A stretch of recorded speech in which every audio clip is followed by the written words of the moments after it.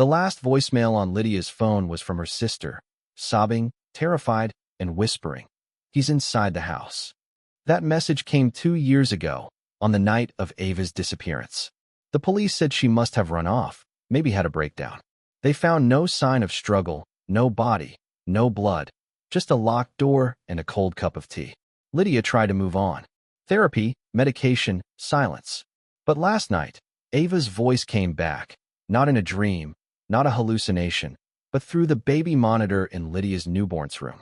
Same voice, same whisper, same words. And now Lydia can't sleep, can't eat, can't stop checking every shadow in her house. Because if Ava didn't vanish, someone took her. And that someone might be coming back. Lydia Granger hadn't believed in ghosts until the night her baby monitor spoke. It was a cold night, unusually cold for June in Madison, Wisconsin.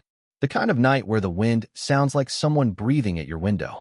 Lydia had just laid her newborn, Grace, down for her nap, the monitor clutched tightly in her hand like a lifeline.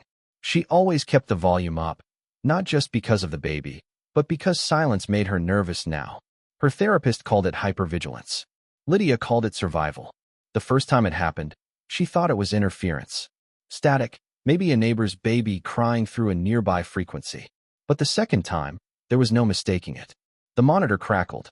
Then came the whisper, "He's inside the house." Lydia froze. The voice was broken, trembling, and horribly familiar. It was Ava. Same cadence, same hitch in her breath when she was afraid.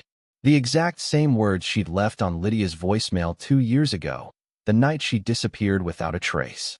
Lydia's hands shook as she rushed to Grace's room, nearly tearing the door off its hinges. The baby was fine, curled in her sleep sack, breathing softly. The room was empty. Lydia checked the windows, the closets, even the vents. Nothing. She sat on the nursery floor until dawn, the monitor pressed to her ear, waiting for that voice again. In the days that followed, Lydia did everything she could to convince herself it wasn't real. Lack of sleep, postpartum psychosis. She Googled symptoms at 3 a.m. until her eyes burned. But Ava's voice came again. Always the same whisper. Always through the monitor. Sometimes at night, sometimes during the day. She didn't tell anyone. Not her husband Eric, not her therapist, not the police. She couldn't. They already thought she was broken. After Ava vanished, Lydia had spiraled, quit her job, withdrew from friends, spent months in a psych ward after an overdose that was ruled accidental. And now, after everything, after she had just started putting herself back together, the voices were back. But this wasn't psychosis. This was real. She started recording the monitor. Hours of silence. Then, one night, 3:47 a.m., she caught it. "Please," the voice begged. "Please don't let him find me." Ava. Same voice. Same whisper. Different words. Lydia sat frozen, hand trembling over the stop button. Tears blurred her vision. Something was wrong. Something unfinished. Ava wasn't dead. She was trying to reach her. Lydia didn't sleep that night. She sat in the dark, headphones on, playing the recording over and over again, dissecting every breath, every syllable. She didn't notice the shape in the baby monitor's corner, just a flicker, barely visible. Not until she paused it, zoomed in, adjusted the contrast. It was a face, half-lit, watching the crib, smiling. Lydia didn't tell Eric about the face. She wanted to, almost did, 3 times. But each time she opened her mouth, something stopped her. Not fear, certainty. She didn't trust him to believe her. Worse, she didn't trust herself to explain it. Because how do you say out loud, "There's a man watching our baby," through a monitor that only I can hear my missing sister on? You don't. Not unless you want to go back to the hospital. Instead, she waited until Eric left for work and took Grace with her to her mother's for the day. Said it was for air, a phrase that had become code for her bad days. Her mother didn't ask questions anymore. Then Lydia went back home. Alone. She pulled the SD card from the monitor's receiver, loaded it into her laptop, and opened the folder marked Backups. The files were numbered by date. She scrolled through them, hours of footage. She clicked on the file from the night before. 3:47 a.m. There it was again. The voice. "Please don't let him find me." Lydia's heart thumped. She replayed the clip, this time watching the video more closely. Her breath caught. In the far right corner, behind the crib, a shadow moved. It wasn't the light. It shifted, stepped, recoiled, like someone realizing they'd been seen. She zoomed in, and there it was. A man's face. Thin, smiling, staring straight into the camera. Her stomach turned. She paused, enhanced, but the resolution was cheap, the kind meant for detection, not recognition. The smile was faint, not joyful, almost intimate, like he knew her, like he'd been waiting. Lydia checked the doorbell cam. Nothing. Back door cam. Nothing. Garage cam. Nothing. There was no footage of anyone entering or leaving the house. Not that night. Not ever. Missing frames? She went cold. Then she remembered something her therapist once said, how the mind can suppress things too painful to face. How sometimes trauma rewrites memory not to deceive, but to protect. Lydia had always assumed the worst part of that night 2 years ago was the call. Ava's voice. The voicemail. But now she couldn't remember. Did she ever actually listen to the whole message? Or had she stopped halfway through? She pulled out her old phone from the kitchen junk drawer. Dead. She found a charger, plugged it in, waited. When the phone finally blinked back to life, her fingers moved on instinct. Voicemail. Saved messages. There it was. Ava. 2:11 a.m. Her thumb hovered over the play icon. She hadn't listened to this in almost 2 years. She pressed it. Silence. Then, Lydia? Are you awake? A sob. A door creaking. He's inside the house. A pause. Longer this time. Lydia. I think he's you. The message ended. The phone slipped from her hand and clattered onto the tile. Somewhere behind her, the baby monitor clicked on, and the whisper came again. Please don't let her remember. Lydia didn't remember walking to the bathroom. Didn't remember vomiting into the sink, knees buckling under her. Lydia. I think he's you. Her own sister, in her last terrified message, hadn't just been begging for help. She'd been accusing her. The monitor buzzed again, low static, like a breath stuck in the throat of the house. Lydia didn't move. She couldn't. Her whole body was a fist of ice. Was it a metaphor? Some distorted hallucination? Or was Ava saying something impossible? The memory crawled back, slow and bitter, that night, 2 years ago, when everything in her life cracked open. She'd been drinking. Heavily. Eric was gone on a business trip. Ava had come over to check on her. Lydia had just been released from a 72-hour hold after a depressive spiral. Lydia had promised she was fine, but she wasn't. That part was easy to admit. What terrified her was everything after. Because Lydia didn't remember that night. Not fully. Only fragments, Ava's perfume, the sound of glass shattering, and her own breath, heavy and panicked. Then waking up in the morning with a migraine and a wide, gaping silence in her head. No Ava.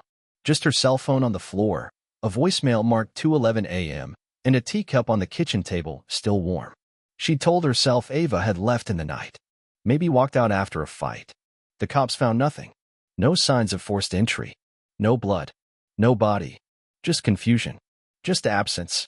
But if what Ava said in the voicemail was true, then Lydia didn't lose her sister. She erased her. The next day, Lydia sat in her therapist's office, palms sweating, fingers locked around the old phone like a talisman. I need you to hear something, she said. Dr. Meyer Caldwell leaned forward, wary but calm. Of course. Lydia pressed play. The voice filled the space between them. Ava's voice. The fear. The accusation. Dr. Caldwell's brow furrowed. That's deeply disturbing. You believe me? The silence stretched. I believe you're experiencing something very real, she said carefully. But Lydia, memory loss, psychotic features, dissociation, they can all distort perception, especially under stress. Lydia shook her head. This isn't a delusion. The monitor, it's Ava. She's trying to talk to me, to warn me. Dr. Caldwell hesitated. Then, softly, Lydia, do you think you could have hurt her? Lydia's mouth opened, then closed. Her vision swam. I don't know. That night, Lydia couldn't sleep. She watched Grace breathe for hours, afraid to close her eyes. At 2:11 a.m., the monitor clicked again. But this time, Ava's voice was clear. Not a whisper. A sentence. Full. Direct. Different. You need to check the basement. The voice cut out. Lydia stood in the dark, staring at the nursery door. The basement. Ava had been terrified of basements since they were kids. Never set foot in Lydia's after she moved in. Refused, even when Lydia offered to help her sort old boxes. Lydia's legs moved before her mind did. Down the stairs. Past the creaking step. Past the washer and dryer. To the locked storage room. The key was in the junk drawer.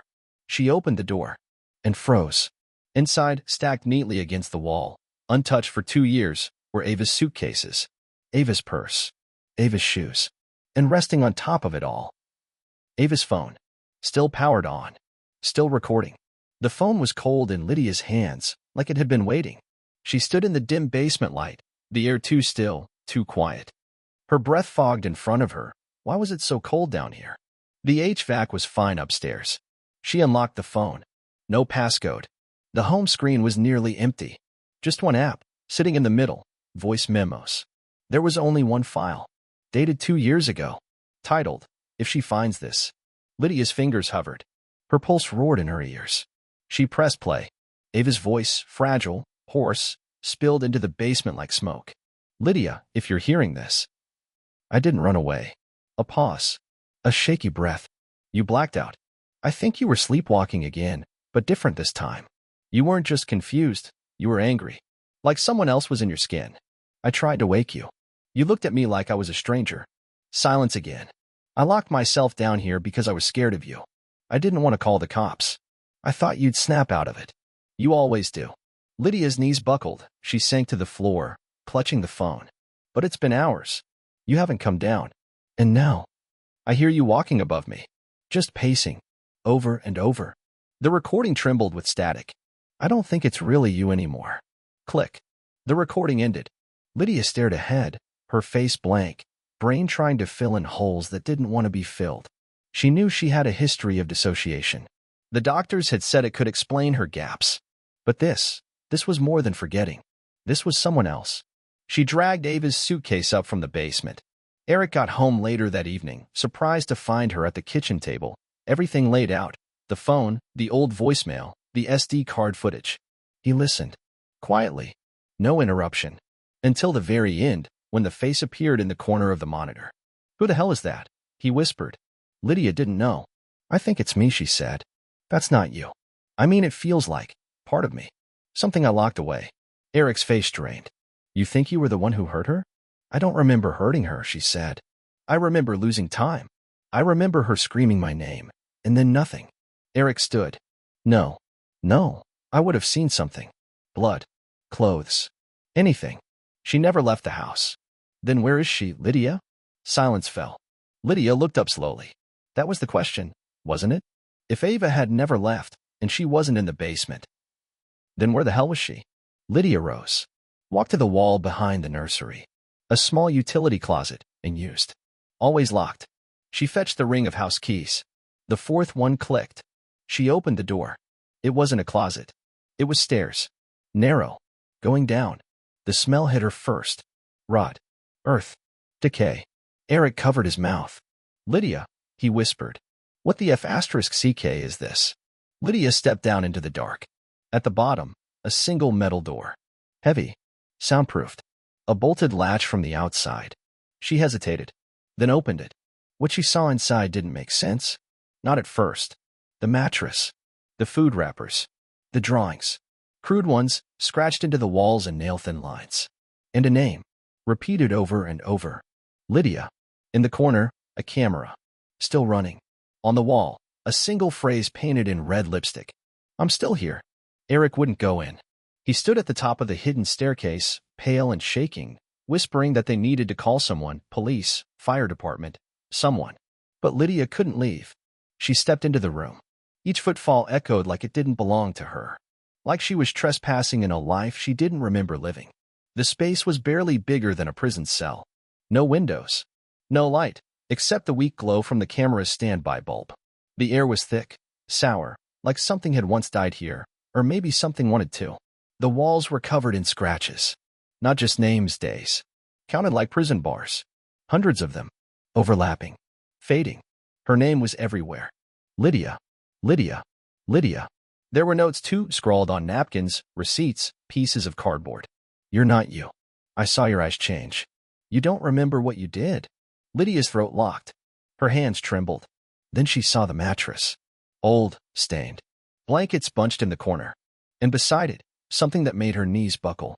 A photo. Framed. It was of the two of them. Her and Ava. At a beach in Oregon. Lydia was laughing. Ava was sticking her tongue out. A summer they barely remembered. Lydia reached for it, turned it over. On the back, she won't find this. But if she does, tell her I forgave her. Even if she doesn't.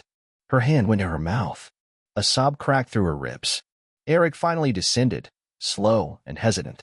He stared around the room like he was seeing a nightmare crawl out of the walls. What the hell is this place? Lydia answered without looking at him. Ava was here. You think you? No. I think part of me did. Some version of me. And that part didn't want her to leave. Eric backed up. Lydia, that's not a real thing. You didn't. You couldn't. She said I changed. That I wasn't myself. Eric shook his head. That's dissociation. Trauma. Not possession. I know. Then what do you think happened? Lydia's eyes stayed on the walls. I think I locked her down here, she whispered. I think I forgot. I think something inside me didn't want me to know. Eric was quiet. Then he said it. The question she couldn't say out loud. Do you think she's still alive? Lydia didn't answer. Because in the far corner of the room, just above the mattress, something flickered. A light. A blinking LED. Camera. Still recording. She traced the wire. It led to the ceiling.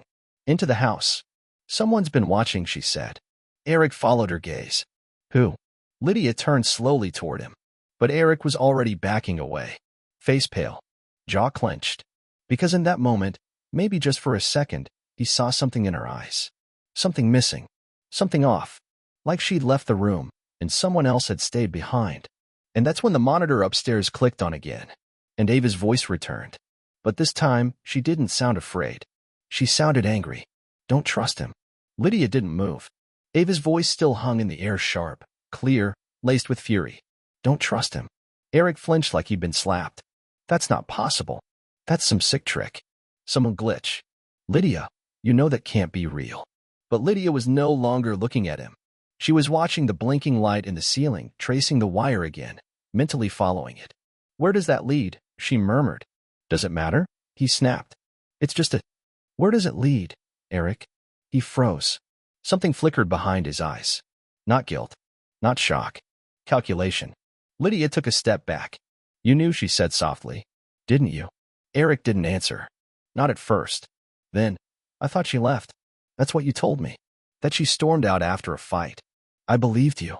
No, Lydia whispered. You never did. Eric's shoulders tightened. His eyes dropped to the floor. And suddenly Lydia saw it, the past reshuffling itself. His insistence on sealing the basement. His refusal to talk about that night. How quickly he pushed her into treatment. How he kept her sedated. You knew I couldn't remember, she said. And you used it. Eric's voice cracked. I was trying to protect you. From what? He looked up. From the truth. The next morning, Lydia was gone. Eric woke to a cold bed, the baby monitor silent. He rushed to Grace's crib. She was gone too. No note. No text. His stomach dropped. Then he heard the basement door creak open. He ran. The stairs groaned under his feet as he descended, calling her name. Lydia. Jesus, just talk to me. The storage door was open. The secret passage, the stairs behind the nursery, wide open now. As if inviting him in. He hesitated. Then stepped down. The room was darker than before. Quiet. Still. But it wasn't empty.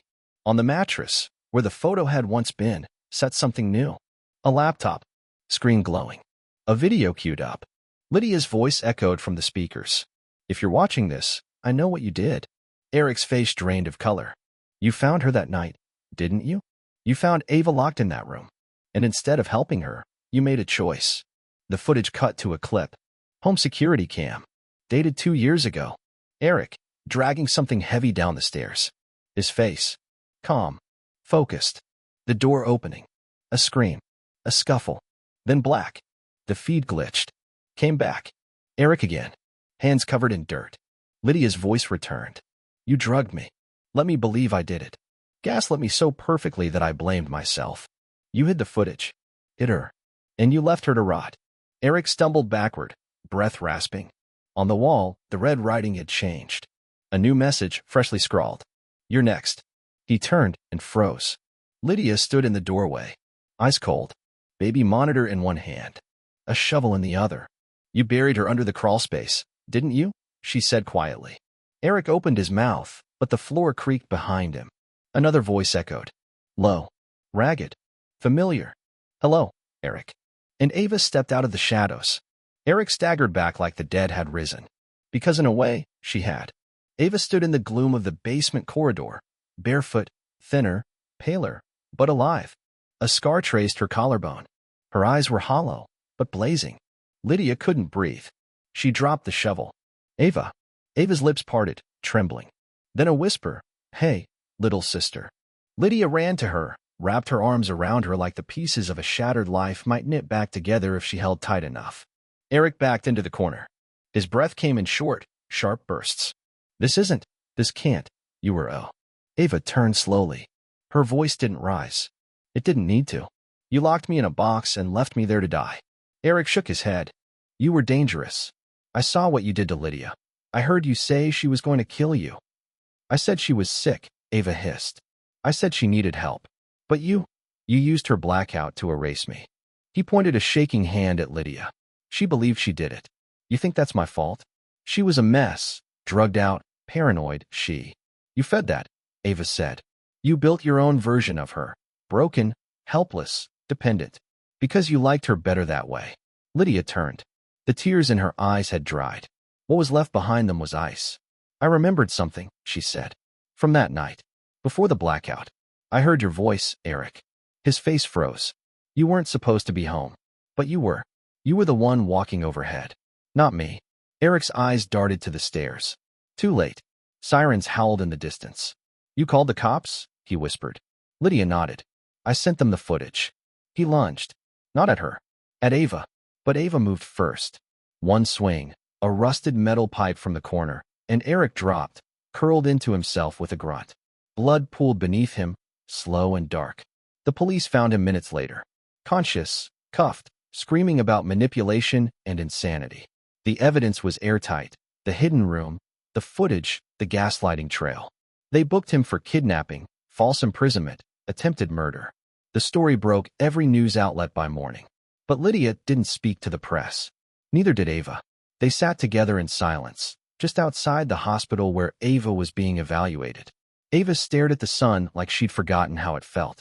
You really thought it was you, she whispered. I still do, Lydia said. Some part of me let it happen. Ava shook her head. No, you were sick. He used that. That's not your fault. Lydia closed her eyes. I hear your voice all the time. In the monitor. Even when it's off. Ava smiled faintly. Maybe part of me stayed with you. They sat quietly. Then Ava said, There's something I need to tell you. Lydia looked over. I wasn't the only one down there. Lydia blinked. What? Ava's eyes glistened. There was someone else. Not always. But sometimes. A woman. Long dark hair. She never spoke. Just watched. I thought she was a hallucination. But she reached into her coat. Pulled out a drawing. One of the crude sketches from the room. Lydia stared at it. The woman. Hair over her eyes. A faint, unnatural smile. I saw her too, Lydia whispered. Ava looked at her. And Lydia's stomach dropped. Because in the corner of the drawing, just above the woman's shoulder, was Grace's crib. And the monitor. Still on. Still blinking.